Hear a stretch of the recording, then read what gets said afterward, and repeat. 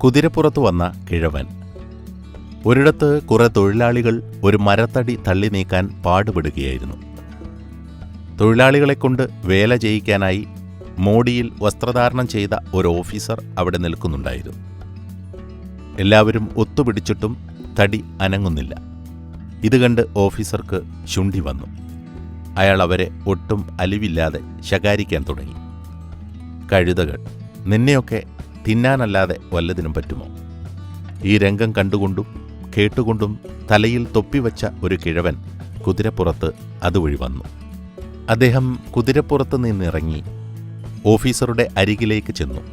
എന്നിട്ട് ചോദിച്ചു, സുഹൃത്തേ, താങ്കൾ കൂടി ഒരു കൈ സഹായിച്ചിരുന്നെങ്കിൽ ഈ തടി എത്ര വേഗം നീങ്ങുമായിരുന്നു. വെറുതെ ഈ പാവങ്ങളെ ചീത്ത പറഞ്ഞിട്ട് എന്ത് പ്രയോജനം? ഇത് കേട്ട് ഓഫീസർ ഒന്നുകൂടി ചൂടായി. അയാളുടെ കണ്ണുകൾ ചുവന്നു, മീശ വിറച്ചു.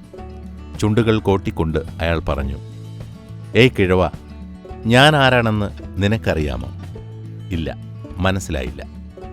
കിഴവൻ കൈകൂപ്പിക്കൊണ്ട് അറിയിച്ചു, ആ, ഞാൻ ഇവരുടെയെല്ലാം മേലധികാരിയാണ്. മേലധികാരിക്ക് മറ്റുള്ളവരെ പോലെ പണി ചെയ്യേണ്ട കാര്യമില്ല. പണിയെടുപ്പിക്കുക മാത്രമാണ് എൻ്റെ ജോലി. ഓഫീസർ ഗൗരവത്തിൽ കിഴവനെ നോക്കി. വളരെ ശാന്തനായി കിഴവൻ അതെല്ലാം കേട്ടുനിന്നു. അദ്ദേഹം യാതൊരു മടിയും കൂടാതെ തൊഴിലാളികളോടൊപ്പം ചേർന്ന് അവരെ സഹായിച്ചു. അദ്ദേഹം കൂടി സഹായിച്ചപ്പോൾ മരത്തടി വേഗത്തിൽ നീങ്ങി. വെയിലത്ത് വിയർത്തൊലിച്ച് പണിയെടുക്കുന്ന ഈ കിഴവൻ വഴിതെറ്റി വന്ന ഏതോ ഭ്രാന്തനാണെന്ന് ഓഫീസർ മനസ്സിൽ കണക്കുകൂട്ടി. വീണ്ടും കുതിരപ്പുറത്ത് കയറുന്നതിനു മുമ്പായി കിഴവൻ ഓഫീസറോട് പറഞ്ഞു, സാർ, ഒരു പണിയും മോശമല്ല. തൊഴിലാളികളോട് കരുണ കാണിക്കുന്നതും മോശമല്ല.